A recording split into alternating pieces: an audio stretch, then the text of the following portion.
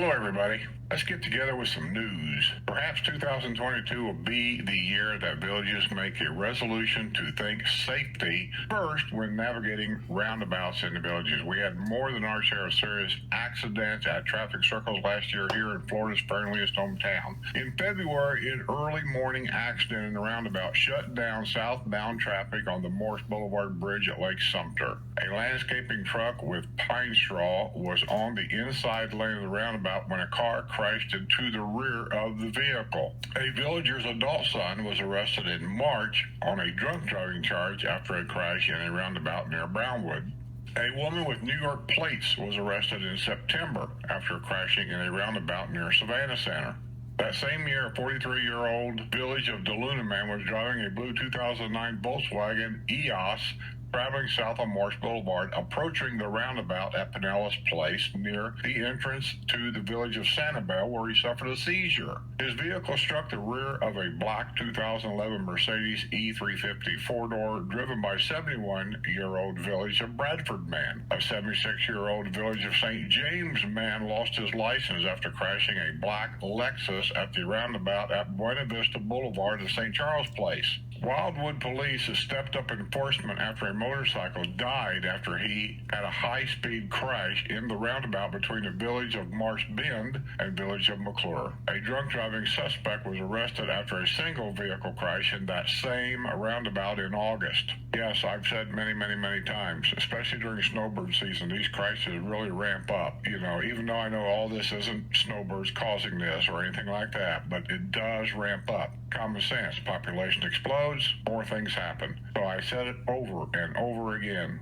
You come down here for a lifestyle visit or whatever, visiting grandma, taking a golf cart out for a ride, be very careful, kids. Be very careful.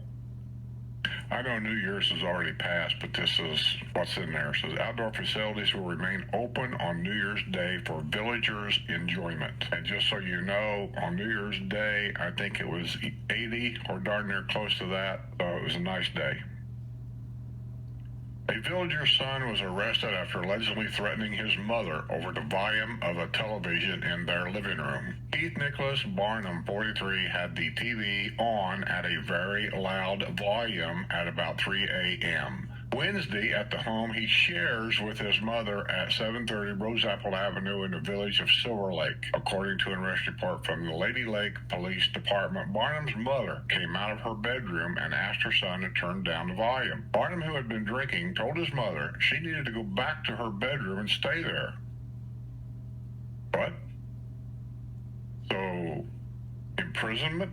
Is that what you're saying, son? He pulled out a folding razor knife and threatened to kill her. She grabbed her phone, fled to the bedroom, locked herself in the bedroom. She dialed 911. Police arrived and took Barnum into custody. He had the folding razor knife in his pocket of his shorts. His mother showed police texts he had sent her threatening to kill her. He was arrested on charges of aggravated assault and intimidation. He was booked at the Lady Lake County Jail on a $20,000 bond. Barnum has a long history of arrest. Most recently, he was arrested in February at Margarita Republic. A lot of trouble at Margarita Republic at Spanish Springs. At Spanish Springs Town Square. He had been arrested in January 2021 in another disturbance at the square. Barnum has a tattoo which reads, "Dear Mom, you have given me life, and in return, I have given you hell. Please forgive me for all my sins." Sounds like a real nut job, Mom. Get him out of here. He's old enough to take care of himself. Your neighbors don't deserve this kind of stuff either. They just don't. 3 in the morning. How many other people is he disturbing at 3 o'clock in the morning in a retirement community? In 2018, he was arrested after crashing his mother's car. This is the problem you have with these children living with their parents. It's just this kind of thing, over and over and over again. This guy's been arrested 4 or 5 times since he's been here, and it's not going to end here. A Wildwood sex offender who forced himself on a young girl in 2013 has been jailed on a registration violation. Christopher Lewis Lassane, 36, who lives at 906 Kilgore Street, was booked Thursday at the Sumter County Detention Center. He was arrested after it was discovered that he had registered as the owner of a blue 2013 Dodge utility vehicle, but did not report his ownership of the vehicle to the proper authorities as required by state statute. Failure to do so is a third-degree felony. Lassane had been sentenced to 5 years in state prison after climbing through a bedroom window and forcing himself on a young girl in 2013. The girl was between 12 and 15 at the time of the crime in Lake County. Lassane was released from prison in 2018. I read this only because this Wildwood is like right next door to the Brownwood area of the Villages. All of our squares are open to the public. There's so many things here that's open to the public. Our streets, all of them, are open to the public. You don't need a gate pass to go to the gates or anything like that. We are not a gated community like some people keep saying. We're a community with gates. It's dramatically different. Nobody can refuse you from going through the gate. You can either poke the red button or go through the visitor side, and the guard there at the gate will let you in. This guy could be sitting next to you at the square. This guy could be walking around the square. All the restaurants and everything down there is open to the public. So if you're down there and you have your grandchildren with you, just know these people, not just this sex offender, but there's many of them here. Why there's so many, I don't know, but there are. Any of them could be down at the square walking around and sitting next to your grandchildren and talking to them. Just beware. Be cautious. Always be alert.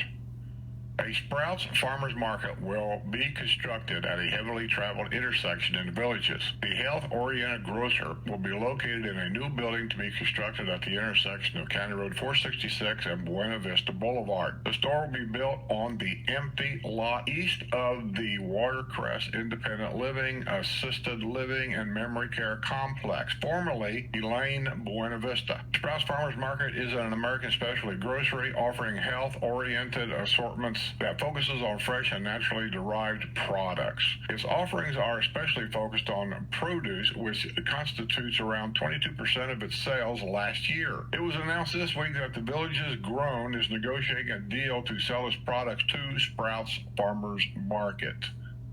Remember I told you guys this is kind of like the buddy system down here, good old boy system?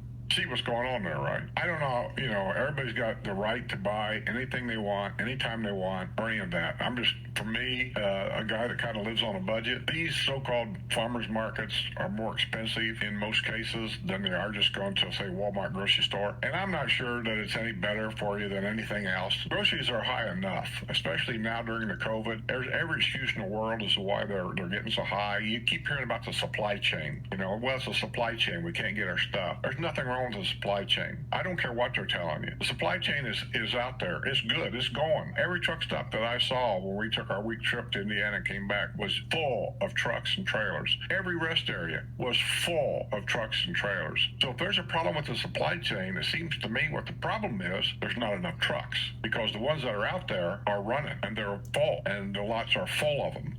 So, villager arrested on DUI charge after wife falls from golf cart.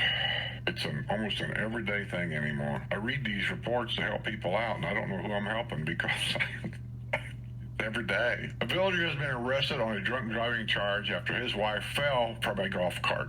John Charles Gardner, 66, who lives in the Hickory Grove Villas in the village of Sunset Point. Sunset Point's a nice village to live in. It's kind of almost halfway between Lake Sumter Landing and Brownwood area. So you kind of like have the best of both worlds there. You can go one way or the other. He was driving a Yamaha golf cart at about 8 p.m. on Monday at Bailey Trail and Sunset Ridge Drive when his wife fell from his golf cart while it was in motion, according to the arrest report from the Florida Highway Patrol. She hit the curb when she fell from the golf cart. She was transported by ambulance to UF Health, the village's hospital. Her husband was showing signs of possible impairment. The report said he admitted he had been drinking at dinner and 2 containers were found in the center console of the golf cart, both of which contained a liquid which had an odor of alcoholic beverage. The trooper noted in his report Gardner performed poorly in the field sobriety exercises. He provided breath samples that registered .098 and .100 blood alcohol content. Gardner was arrested on charge of driving under the influence. He was booked at Sumter County Detention Center and released after posting a $1,000 bond. Gardner and his wife purchased their villa in 2011. Now, let me just say real quick that I've said it before. I know that you watch regularly. You guys keep hearing me say the same things over and over over again. If he goes to court and pleads no contest or whatever, and then they'll suspend his license for 6 months plus whatever the fine is.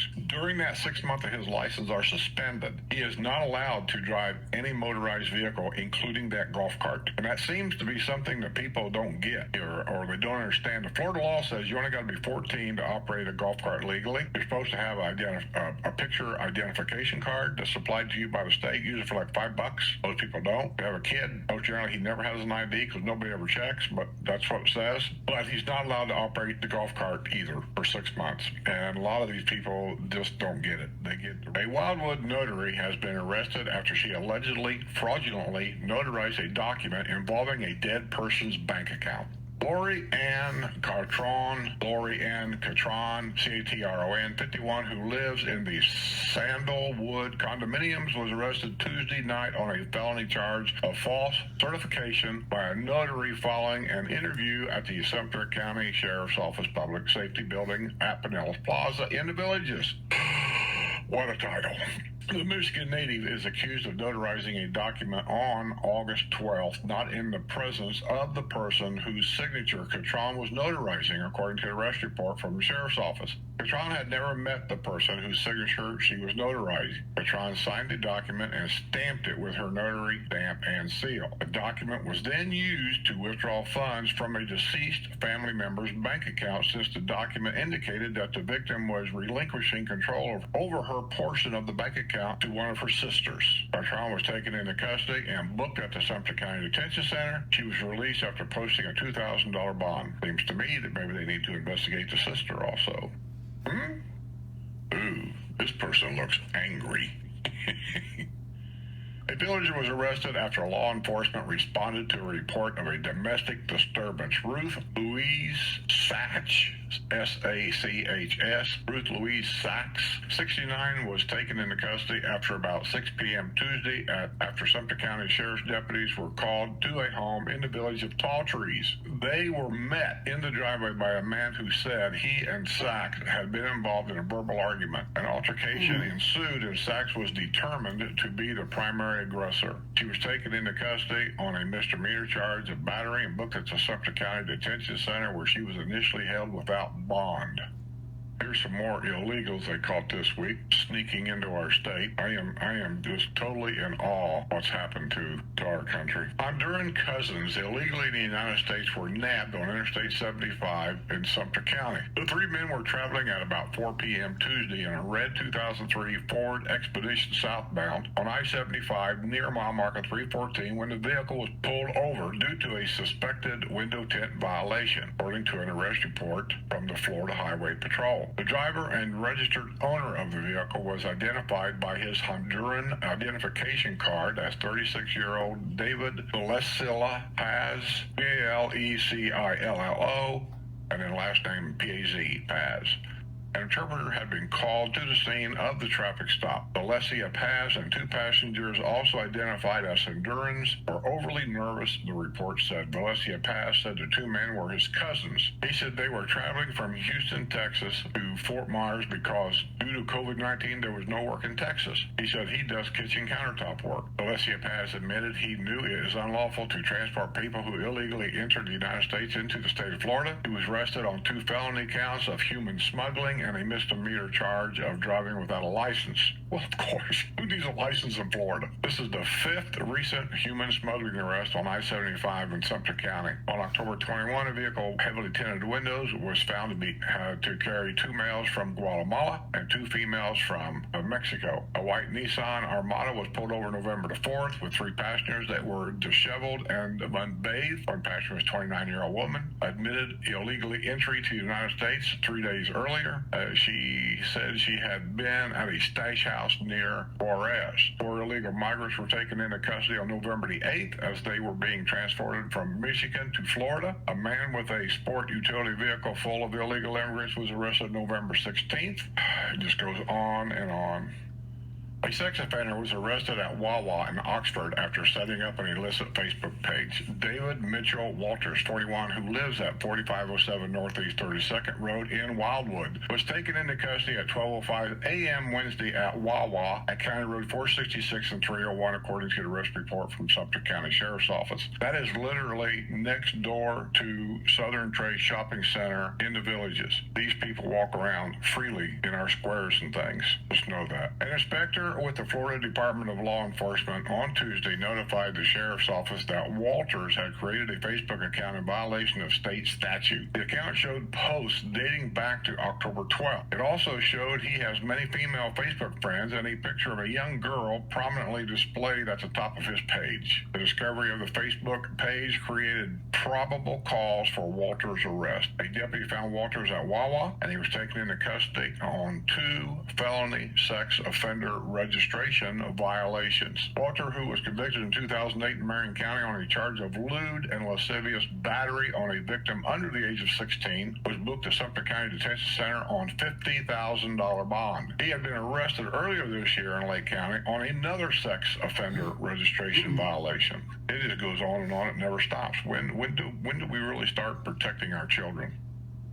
A driver with an illegally attached Illinois license plate was arrested after a traffic stop near the Boone Gate. That's up by the historic side. Roberto Bonanno Rodriguez, 61, of Summerfield, was driving a 2009 gray Honda Fit at 4 p.m. Tuesday on U.S. Highway 27 and 441 when an officer noticed the vehicle had a cracked windshield that impaired the driver's vision, according to the arrest report from Lady Lake Police Department. A traffic stop was initiated at the Boone Gate on the historic side of the Villages. All this is up by Spanish Springs area. The officer discovered that Rodriguez does not have a valid driver's license and the vehicle had an Illinois license plate that was assigned to another vehicle. The native of Puerto Rico was also wanted on a Sumter County warrant, both charging him with failure to appear on charges of driving while license suspended. I'm sorry, it almost becomes a joke around here. He was arrested on charges of driving while license suspended and driving an unregistered vehicle. He was booked at Lake County Jail on $3,000 bond. He was given a verbal warning about the cracked windshield. A Coleman woman was arrested after an alleged attack with a pair of scissors left a man with an injury near his eye. Tava Aqua Barron, 47, was arrested on a charge of aggravated battery with a deadly weapon after an altercation at 7:30 p.m. Thursday in Lake Panosovsky, according to an arrest report from the Sumter County Sheriff's Office. Barron had armed herself with a pair of scissors and inflicted a deep laceration above man's left eye, the report said. Barron was taken into custody and booked at the Sumter County Detention Center on $2,500 bond. The only reason why I read that is because that's not in the Villages. Coleman is down in the newer area, Finney area, and actually beyond that, and they're talking about building the family park, supposedly, down around the Coleman area, and they can drive their car to Edna's on the Green and park it and get out and walk over there. These people, you need to know who they are, and you need to know you can't just walk around in a retirement community, at least not this one, with your head in the sand. You know, you need to always be aware of what your surroundings are. You just need to know. Just beware, that's all. I'm not trying to scare anybody. This is not the secured, gated, quiet retirement community that you might think it is.